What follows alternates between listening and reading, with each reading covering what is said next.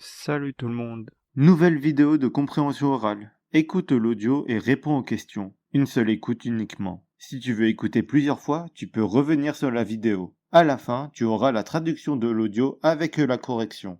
Tu es prêt? C'est parti. Voici les questions. Tu as 1 minute pour lire les questions. Après le bip sonore, l'enregistrement commencera.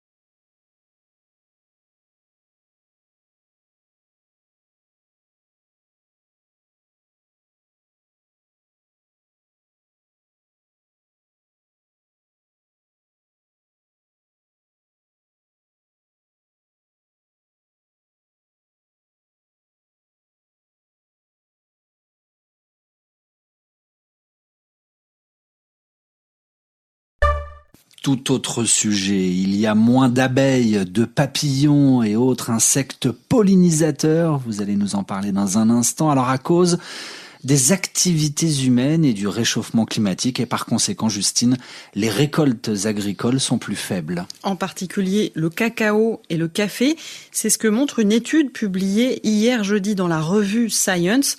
Les pollinisateurs, c'est les insectes grâce auxquels la plupart des plantes se reproduisent. Joe Millard est chercheur au Musée d'histoire naturelle de Londres et c'est le principal auteur de l'étude. Le café dépend fortement de la pollinisation. Il en va de même pour le cacao. La présence d'insectes pollinisateurs dans les cultures de cacao permet d'augmenter les rendements. Lorsqu'à l'inverse on manque de pollinisateurs, c'est toute l'activité économique qui est menacée. Les conséquences sur les populations qui vivent de la production de cacao sont évidentes. Il sera plus difficile et plus cher de produire le cacao. Les pays producteurs comme la Côte d'Ivoire et le Ghana sont principalement concernés. Revenez sur la vidéo si vous voulez écouter encore une fois. Sinon, on va passer à la correction. Voici le dialogue avec les réponses.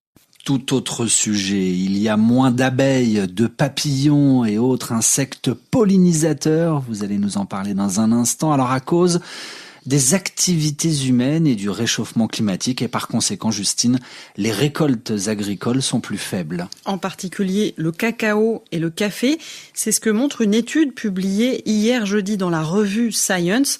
Les pollinisateurs, c'est les insectes grâce auxquels la plupart des plantes se reproduisent. Joe Millard est chercheur au Musée d'histoire naturelle de Londres et c'est le principal auteur de l'étude. Le café dépend fortement de la pollinisation. Il en va de même pour le cacao. La présence d'insectes pollinisateurs dans les cultures de cacao permet d'augmenter les rendements. Lorsqu'à l'inverse on manque de pollinisateurs, c'est toute l'activité économique qui est menacée. Les conséquences sur les populations qui vivent de la production de cacao sont évidentes. Il sera plus difficile et plus cher de produire le cacao. Les pays producteurs comme la Côte d'Ivoire et le Ghana sont principalement concernés.